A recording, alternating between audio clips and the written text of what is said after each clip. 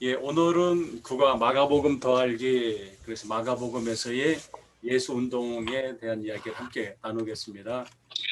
어, 오늘 함께 나누는 이 순서는 마가의 예수 운동 전개 요약, 두 번째는 활동의 전개, 세 번째는 예수 운동의 전개의 과정은 어떻게 될까 이거를 함께 알아보도록 하겠습니다.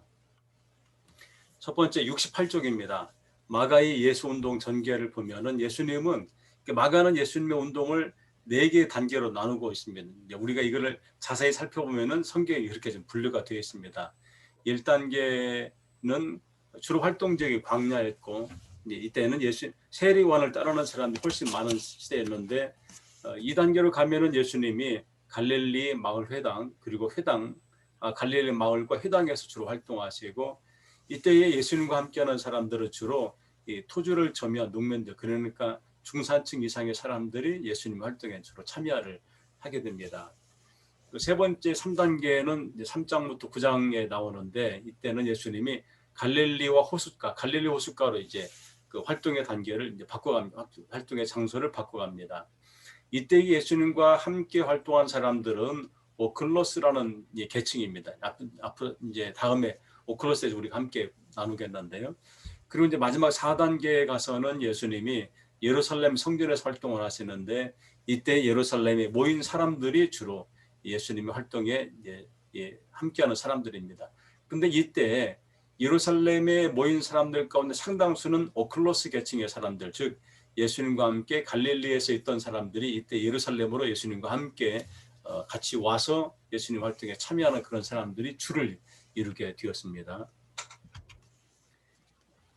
예수님 활동의 전개는 준비 단계에서 예수님의 탄생 어린 시절 1단계는 세례자 요한이 주도한 운동에 참여하는 시기이고 2단계는 갈릴리 마을과 회당에서 활동을 했고 3단계는 갈릴리 호숫가에서 활동한 시기이고 4단계는 예루살렘 성전에서 활동한 시기였습니다. 우리가 이제 마가복음을 읽어보면은 마가복음은 상당히 예수님의 이야기를 바로 이제 등장을 시킵니다. 그래서 예수님이 어린 시절에서 그렇게 자세히 나와 있지는 않습니다. 마가복음은 그냥 바로 예수님이 활동에 대한 이야기를 바로 이제 직접적으로 이제 얘기를 하는 것이 마가복음의 특징입니다. 그래서 예수님의 활동은 갈릴리 마을에서 이제 활동을 시작하는데 이 갈릴리에서 예수님의 첫 활동은 제자를 부르는 데서부터 출발합니다. 그래서 1장 7절 예수님이 나를 따라오너라 하니까 그 제자들이 곧 그물을 버려두고 따랐다. 여기는 제자들의 자발적인 결단이 여기에 내포되어 있습니다. 그래서 1장 7절 보면은 예수께서 이르시되 나를 따라오너라 내가 너희로 사람을 낳는 어부가 되게 할 것이다. 그러자 1장 18절에 제자들은 곧 그물을 버려두고 따랐다. 즉 예수님의 부름받았던 사람들은 바로 예수님의 뒤를 따르는 결단을 하게 됩니다. 그런데 우리가 여기서 한 가지 간과해서는 안 되는 것이 예수님의 부름을 받고서 따랐던 사람들 가운데 상당수는 이미 세리요한의 제자였던 사람들이었다는 것을 알 수가 있습니다. 그러니까 세리요한의 제자였지만 이 사람들이 예수님을 따르게 되었다고 할 수가 있지요. 세리요한을 체포한 헤롯의 통치 구역이 바로 갈릴리였습니다. 이 갈릴리에는 넓은 곡창지대가 있었던 곳이었고 또 그 갈릴리 마을에는 회당이 존재했습니다. 그 회당은 마을을 통제하는 기구였습니다. 그러니까 이 유대 사회는 두 가지의 통치 기구가 있었는데 하나는 예루살렘 성전이고 또 하나는 마을 회당이었습니다. 예루살렘 성전이 있을 때에는 마을 회당은 교육의 역할을 주로 한 것이었지만은 예루살렘 성전이 사라지게 된 이후로는 마을 회당은 교육뿐만 아니고 유대의 전통을 이어가는 역할까지도 감당하는 그런 역할을 하게 됩니다. 어쨌든 지금 이 시점에서 예루살렘 성전은 무너지지 않았으니까 예루살렘 생전과 함께 마을 회당은 마을을 통제하는 기구로 역할을 했는데 특별히 이 갈릴리 같이 변방에 있는 지역에서의 이 회당은 이 통치를 한 상당히 중요한 역할을 해왔습니다. 70쪽입니다. 예수님이 마을 회당 중심으로 활동할 때에 활동하는 이 시기에는 중앙의 공권력이 미치지 않았습니다. 그러니까 로마의 총독이 주재했던 예루살렘과는 약간의 거리가 있다 보니까 이 로마의 이 총독의 직접적인 통치는 하지 않았지만 어쨌든 간접적인 통치는 이루어졌습니다. 그리고 이 시기만 하더라도 예수님과 바리새인들은 적대적인 관계는 갖지 않았습니다. 이때만 해도 상당히 서로 대화를 나눌 수 있는 그런 상황이었다는 것을 알 수가 있습니다. 다섯 번째, 마을 회당에서 예수님의 활동은 크게 두 가지로 요약을 합니다. 하나는 가르침, 또 하나는 기적입니다. 그래서 6장 2절 보면은 안식일이 되어 회당에서 가르치시니 많은 사람이 듣고 놀라 이르되 이 사람이 어디서 이런 것을 얻었느냐, 이 사람이 받은 지혜와 그 손으로 이루어지는 이런 권능이 어찌 됨이냐라고 말합니다. 즉 예수님께서 회당에서 가르치는 것이 그동안 그들이 배웠던 말씀, 즉 바리새인과 율법사들에게 배운 것과는 차원이 다르다 보니까 이렇게 말을 하고 있습니다. 또 3장 1절부터 5절 보면은 안식일의 회당 안에서 한쪽 손 마른 사람을 고쳐줍니다. 사실은 이게 이제 갈등의 씨가 되는 사건이었는데 한쪽 손이 말랐다는 것은 이게 이제 뇌졸중도 될 수 있고 여러 질병 때문에 한쪽 손이 마르게 되었겠지요. 어쨌든 그 병명이 무엇인지 모르지만은 손이 말랐습니다. 손을 쓰지 못하는 상태가 되었는데 이 환자를 고쳐주는 날짜가 안식일이었습니다. 근데 안식일에 회당에서 이 환자의 질병을 고쳐준다? 이거는 이 바리새인, 특히 유대의 전통에 대한 도전이 될 수가 있으니까 상당히 위험한 일임에 불구하고 주님은 그 일을 감행하십니다. 6번, 예수님이 선포한 내용은 하나님 나라 가까웠다고 합니다. 하나님 나라. 그러니까 이제 우리가 이렇게 말할 수 있습니다.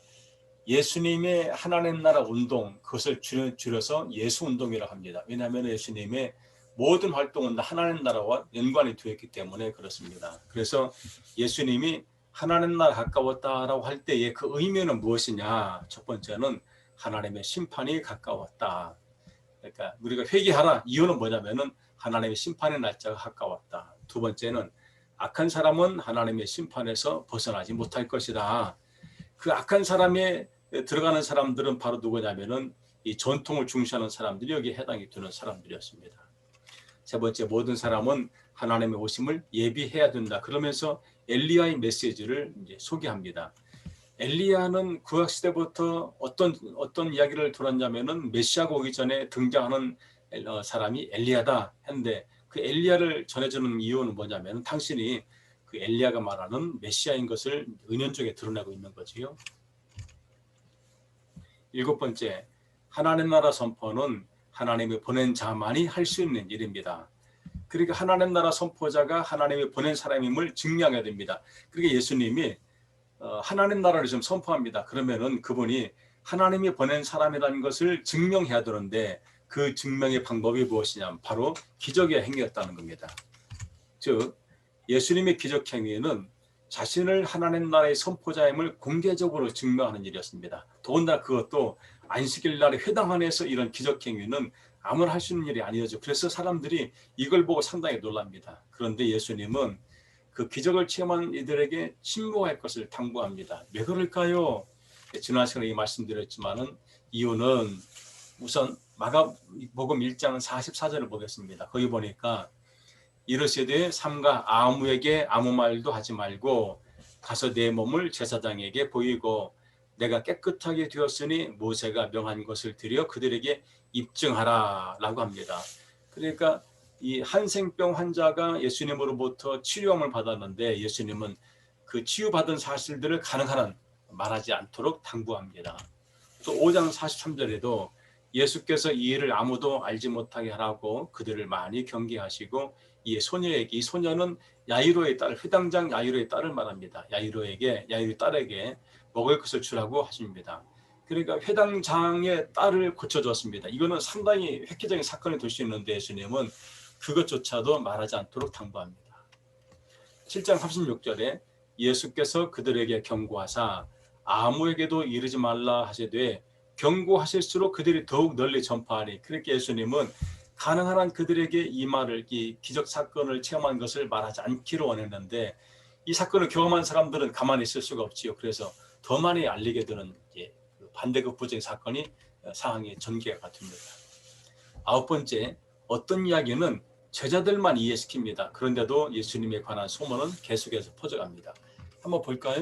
이 성경 말씀 3장 12절, 예수께서 자기를 나타내지 말라고 많이 경고했다. 또 8장 30절, 이에 자기의 일을 아무에게도 말하지 말라고 경고하시고, 또 9장 9절, 예수께서 경고하시되 인자가 죽은 자 가운데서 살아날 때까지는 본 것을 아무에게도 이르지 말라. 즉 변화산에서 벌어진 사건을 보고서 예수님이 제자들에게 이것을 누구에게도 말하지 않기를 당부하고 있는, 그러니까 예수님의 활동에 대한 이 기적적인 사건이나 이런 것들을 가능한 한 소문이 안 나기를 원하는 예수님의 의도를 볼 수가 있지요. 10번째, 예수님의 기적 사건이 알려지는 것을 꺼려한 이유, 그리고 바리새인들과의 적대적이 된 이유는 무엇일까요? 그것은 예수님이 자칭 메시아라고 한 것보다는 정결법과 안식일에 대한 새로운 선포 때문에 그렇습니다. 그러니까 히브리 백성들의 지도자격에 있던 바리새인, 율법사들 또는 대제사장들, 이들에게 가장 중요한 통치 방법이나 또는 사회를 이어간 어떤 근간이 되는 법은 뭐냐면은 율법입니다. 그 율법에서 가장 핵심이 되는 것은 정결법과 안식일법인데, 이 정결법과 안식일법에 대해서 예수님은 새로운 선포를 합니다. 그래서 사람이 안식일을 위해 있는 것이 아니고 안식일이 사람을 위해 있는 것이 아니냐는 말씀은 사실은 이 바리새인 율법사들 대제사장에게 도전적인 메시지가 될 수도 있습니다. 또 정결법의 문제인데 2장 16절부터 17절 볼까요? 바리새인들이 서기관들이 예수께서 죄인 및 세리들과 함께 잡수시는 것을 보고 그의 제자들에게 이르시되 어찌하여 세리 및 죄인들과 함께 먹는가? 예수께서 들으시고 그들에게 이르시되 건강한 자에게는 의사가 쓸데없고 병든 자에게라야 쓸데있느니라. 나는 의인을 부르러 온 것이 아니요 죄인을 부르러 왔노라. 이 죄인 세리들이란 말, 이 사람들과 이 바리새인이나 율법사들이 멀리하는 이유가 뭐냐면 그들은 죄인이라는 어떤 이 낙인이 찍혀있기 때문에 그렇습니다. 이게 정결법과 상당히 밀접한 관계인데 예수님은 오히려 그들을 부르러 왔다라고 말하며 바리새인 율법사들의 전통에 대해서 전혀 다른 해석을 지금 보여주고 있습니다. 또 2장 27절도 안식일이 사람을 위하여 있는 것이 아니요 사람이 안식일을 위하여 있는 것이 아니니, 그러니까 안식일의 주인은 율법의 전통이 아니고 사람이다, 이것을 좀 강조하고 있습니다.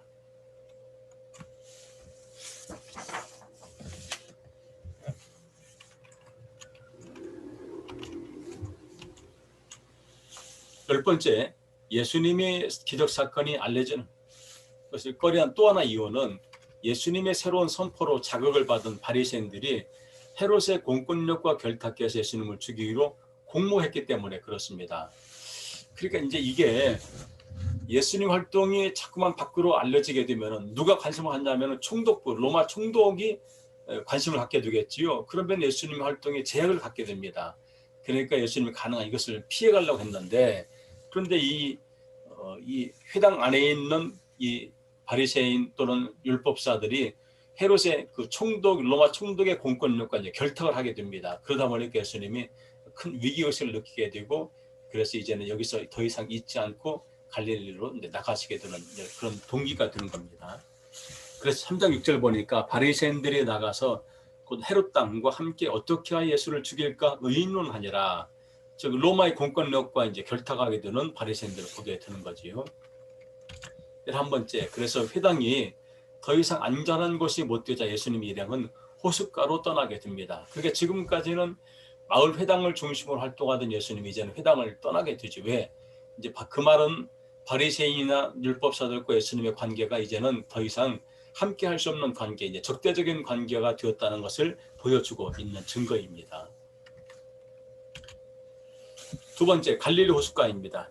72쪽입니다. 예수님 일행의 행동 장소는 이제 마을 회당에서 호숫가로 옮겨집니다. 3장 7절 보면은 예수께서 제자들과 함께 바다로 물러가시니 갈릴리에서 큰 무리가 따랐다고 합니다. 그리고 예수님의 활동 무대가 이제는 회당에서 갈릴리 바닷가 이쪽으로 갈릴리 호숫가로 옮겨지게 됐다는 것을 알 수가 있습니다. 근데 여기서 제가 참 한 가지 아쉬운 게 있습니다. 이 본래 갈릴리는 바다는 아닙니다. 이 바다란 말은 우리가 말하는 대서양, 태평양 뭐 이런 게 바다이지, 이 갈릴리는 호수입니다. 호수. 좀 넓게 느껴지는 호수라고 하기 때문에 그런 것이지 바다라고 하기에는 좀 문제가 좀 있습니다. 그러니까 성서가 왜 바다라고 해석을 했을까 하는 것은 좀 의문입니다. 어쨌든 갈릴리 호수라고 해야 정확한 의미가 듭니다. 이 활동의 거점으로 호숫가 주변의 도시는 제외가 되어 있는데, 호숫가 주변에는 베세다, 가버나움, 막달라, 나사렛, 디베라 등의 도시와 마을이 있었는데, 어쨌든 예수님의 활동은 이제 갈릴리 호숫가 중심으로 이제 이어지는데요. 세 번째, 호숫가에서 예수님을 따르는 무리는 당시 마을의 질서 밖에 있는 사람들이었습니다. 마을이 질서 밖에 있다는 말의 의미는 이 마을 회당 안에 들어가지 못하는 사람들을 말하고 있는 겁니다. 마을 회당에 들어가지 못하는 사람들이라면 어떤 사람들일까요? 당연히 이들은 이 정결법을 제대로 지키지 못하고 안식일법을 지키지 못하는 사람들이었습니다. 쉽게 말하면 이 사람들은 소장농에 해당되는 사람들이 거의 대부분입니다. 소장농 아니면은 하층민들. 하층민들에게 가장 큰 문제는 일용 노동자이다 보니까 하루 벌어 하루 먹여야 되는데, 이들에게 안식일을 지킨다는 것은 언감생신입니다. 이게 쉬운 일이 아니었습니다. 이들에게는. 그러다 보니까 회당 안에 있는 사람들과는 가까이 할 수가 없는 그런 관계가 되어버린 사람들입니다. 네 번째, 예수님 일행은 이 시기에 3번 이방 지역으로 갑니다. 이는 예수 운동이 바리새인과 충돌 이후에 더욱 악화되었음을 증명하는 겁니다. 즉 예수님 활동이 공개적으로 할 수 있는 상황이 못 됐다는 얘기지요. 4장 35절 보면은 그날 저물 때에 제자들에게 이르시되 우리가 저편으로 건너가자. 그러니까 어떤 사건이 일어나면 반드시 예수님은 이동을 했습니다. 같은 자리에서 2가지, 3가지 사건이 이어진 적이 없습니다. 늘 어떤 사건이 벌어지면은 그 자리를 떠나서 다른 곳으로 계속해서 이동하는 것은 이렇게 당신의 활동이 자꾸만 알려지니까 이제 그래서 그것을 조심하기 위해서 피해 다니는 거지요. 6장 45절 보면은 예수께서 즉시 제자들을 제쳐가사 자기가 무리를 보내는 동안에 배 타고 앞서 건너편 벳세다로 가게 하시고, 또 7장 31절 예수께서 다시 두로 지방에서 나와 시돈을 지나고 데가볼리 지방을 통과하여 갈릴리 호수에 이르매. 예수님은 계속해서 어떤 사건 다음에는 이동을 하게 되는 모습을 보여주고 있습니다. 갈릴리 호수의 활동도, 호숫가의 활동도 하나님 나라 선포와 예수님의 기적 행위로 유하게 됩니다. 그러니까 예수님의 하나님 나라 운동은 갈릴리 그 전에 갈릴리 마을 즉 회당 안에서뿐만 아니고 갈릴리 호숫가로도 계속 이어지고 있다는 것을 알 수가 있습니다. 73쪽입니다. 예수님 주변의 사람들을 표로 정리하면 다음과 같습니다. 농촌 회당 즉 갈릴리 마을 안에 있을 때는 회당 안에 사는 사람들이, 회당 안에 있는 사람들이 예수님의 하나님 나라 운동의 대상되었고, 이들은 대부분 토지를 소유한 농민들, 그러니까 먹고 살만한 사람들이었지요. 그런데 예수님이 이제 여기에서 나와서 호숫가로 간 다음에는 회당 밖의 사람들이 이제 예수님의 예수 운동의 주요 대상들이었고, 이들은 토지를 박탈당하여 일용직에 종사하는 사람들, 이들을 이 성서 언어는, 그러니까 이 구약 신약 성경의 원래 원어 성경인 그리스어는 오클러스라고 그렇게 정리하고 있습니다. 오클러스요. 3번 예루살렘에서의 이제 활동입니다. 예루살렘에서도 오클러스가 예수 운동의 주요 대상자였습니다. 거기 보니까 11장 18절 보면은 대제사장과 서기관들이 듣고 예수를 어떻게 죽일까 하고 꾀하니 이는 무리가 다 그의 교훈을 놀랍게 여김으로 그를 두려워함일러라. 여기 무리란 단어를 쓴 이유가 뭘까요? 이것은 오클러스 계층에 해당되는 사람들을 말하는, 지칭하는 겁니다. 그러니까 이 사람들에게는 이름이 존재하지 않습니다. 이름 대신에 그들을 전체를 통틀어서 지칭하는 이 단어가 용어가 오클러스입니다. 그래서 그 무리라고 번역한 이 원어 성경을 보면은 오클러스라는 그리스어로 됐는데 이게 영어는 크라우드에 해당이 됩니다. 그냥 무리라고 합니다. 또 11장 32절 보면은 그러면 사람으로부터 할까 하였으나 모든 사람이, 여기도 모든 사람이라는 하나의 뭉뚱그려 말하지 어떤 사람이냐, 뭐 하얀 옷을 본 사람이냐 여성이냐 남성이냐 그건 구분하지 않습니다. 그런 사람이 요한을 참 선지자로 여김으로 그들의 백성을 두려워한지라. 여기도 모든 사람은 all people 영어로요. 이게 이제 그 그리스어로는 오클로스 아판테스라고 오클론 아판테스. 이제 쉽게 말하면 오클로스라는 단어의 목적격이 오클론인데 여기도 이제 모든 무리가 여기 해당이 되겠지요. 12장 11절 봅니다. 여기도 보면은 12장 12절에 그들이 예수의 이 비유가 자기들을 가르쳐 말씀하신 줄을 잘 알고 잡고자 하되 여기도 무리가 나옵니다. 무리를 두려워하여 예수를 두고 가니라. 이 무리도 오클론인데 이제 목적형이기 때문에 오클로스가 오클론으로 변화됐습니다. 여기도 무리가 해당이 됩니다. 또 12장 37절 다윗이 그리스도를 주라 하였은즉 어찌 그의 자손이 되겠느냐 하시니 많은 사람들.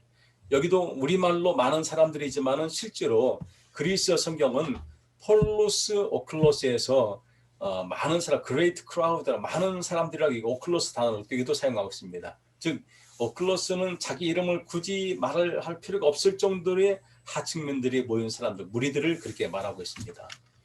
마지막으로 12장 41절 보면은 예수께서 헌금함을 대하여 앉으사 무리가 어떻게 헌금함에 돈 넣는가를 보실세 여러 부자는 많이 넣는데 여기서도 무리 같은 이 무리도 크라우드 오클로스에 해당되는 계층입니다. 그러니까 이 무리란 말의 의미는 무작위로 그냥 아무나 그게 아니고 하층민들을 주로 말할 때 지칭할 때 사용하는 그런 단어였다는 것을 알 수가 있습니다.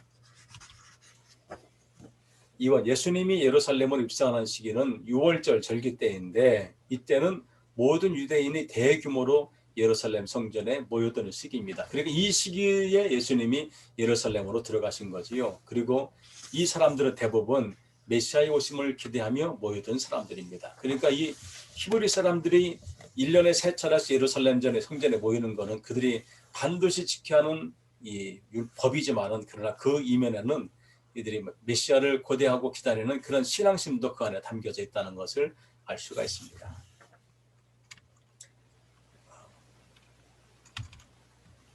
(74쪽입니다) 예루살렘에서 예수님 활동은 여기도 마찬가지로 하나님 나라 선포와 기적행위입니다. 그러니까 예수님의 운동, 예수 운동은 하나님 나라 선포, 기적행위. 이것은 갈릴리 회당 안에서 또는 갈릴리 호숫가에서 또 예루살렘에서 이 동일하게 계속해서 이런 방법으로 진행되어 가고 있습니다.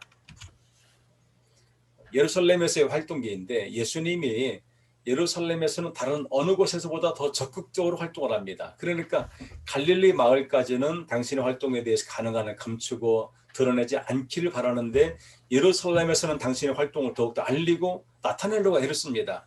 첫째 날에 이날은 먼저 성전을 둘러보는 거지요. 그래서 11장 11절 보면은 예수께서 예루살렘에 이르러 성전에 들어가사 모든 것을 둘러보시고 때가 이미 저물매 12 제자를 데리고 베다니에 가시니라. 둘째 날에 성전을 청결합니다. 그래서 성전 안에서 풍리로 양과 소를 파는 사람들 또 돈을 환전해 주는 사람들 다 쫓아내 버립니다. 이날이 이제 둘째 날이고 셋째 날에는 당시 사회에서 기득권, 공권력과 가진 사람들과 논쟁을 하게 됩니다. 이 논쟁을 하는 이 당시에 예수님 일행을 섣불리 다룰 수 없을 만큼 이 무리, 예수님을 따르는 그 하층민들이 워낙 숫자가 많다 보니까 어떻게 할 수가 없을 정도로 많았었던 거지요. 그래서 이 시기에는 예수님을 섣불리 다룰 수 없는 그런 상황이었습니다. 왜냐하면 예수님을 따르는 일행이 이미 많았기 때문에 그렇습니다. 또 예수님의 이름이 일반 백성들 사이에 아주 광범위하게 알려집니다. 그분이 행하는 그런 기적적인 사건, 말씀의 선포 이것이 전혀 다르다 보니까 이제 많이 알려지게 됐지요. 그리고 예수님이 메시아이기를 열망하는 사람들이 광범위하게 한 곳에 모일 수 있는 공간적, 시간적 환경이 바로 이때 지금 갖춰지게 됩니다. 그러니까 예수님 활동이 예루살렘에서 6월절을 중심으로 펼쳐지는 것이 그만큼 당신의 활동에 대한 파급력이 많은 시기이기 때문에 그렇다는 것을 알 수가 있습니다. 75페이지입니다. 예수님의 예수 운동의 전개 과정을 보면은 맨 처음에는 농촌 회당 그리고 호숫가 예루살렘으로 이어지고 있습니다. 이렇게 예수 운동은 역사와 사회적 조건의 제약 아래에서의 목적을 이루기에 가능한 수단을 통해서 지금 전개하고 있습니다. 자, 그럼 여기서요. 마가복음에서는 이 오클러스라는 단어가 상당히 중요한 의미를 주고 있습니다. 이 마가복음을 쓰여진 성격과도 연관이 됩니다. 왜 예수님 오신 목적이 바로 그들을 구원하기 위해서 그렇다고 증언하니까요. 근데 여기 한번 보겠습니다. 예수 운동의 전개 과정에서 오클러스의 사용 빈도를 보면은 2단계, 즉 마을 회당에서는 2번을 사용하고 있는데 회당 안에서는 이 단어가 사용되지 않습니다. 회당 밖에서 이 단어가 사용됩니다. 세 번째, 호숫가에서는 이 단어가 21번이나 사용되고 있습니다. 이때도 물론 회당 안에서는 이 단어가 사용되지 않고 있습니다. 그만큼 갈릴리 호숫가 중심으로는 여기에 모인 사람들이 오클러스에 해당되는 사람들이 거의 대부분이었다는 것을 우리가 짐작하게 합니다. 마지막 예루살렘 성전에 올라가서는 6회 이 오클러스라는 단어가 사용되고 이들은 예수님과 함께하는 무리로서의 역할을 하게 됩니다. 이때도 회당 안에서는 오클러스라는 단어가 등장하지 않습니다. 그만큼 예수님의 예수 운동은 뭐냐면 다른 말로 하면은 하나님 나라 운동이고 그 하나님 나라 운동의 주체 세력이 누구냐면 이 오클러스에 해당되는 사람들이었다는 것을 알 수가 있지요. 그리고 예수님 하나님 나라의 운동에서의 방법, 그 하나님 나라 운동을 전개하는 방법은 2가지였습니다. 말씀의 선포 그리고 기적을 일으키는 것. 이 2가지로 예수님은 하나님 나라 운동을 계속해서 전개해 갔습니다. 자, 오늘은 여기까지 하겠습니다. 2분 참석해서 감사하고요. 최정계님 참석해 감사합니다. 예, 감사합니다. 예, 감사합니다. 네, 감사합니다. 감사합니다. 예, 우리 다음 시간은 내년에 뵙는 겁니다. 네, 알겠습니다. 이 시간이 이렇게 새해 복 많이 받으세요. 예, 감사합니다. 예, 내일 예. 혹시 들어오시면 내일 또 뵐 수 있고요. 다음 주에 네, 또 수고하셨습니다. 뵙겠습니다. 예, 감사합니다. 감사합니다. 예.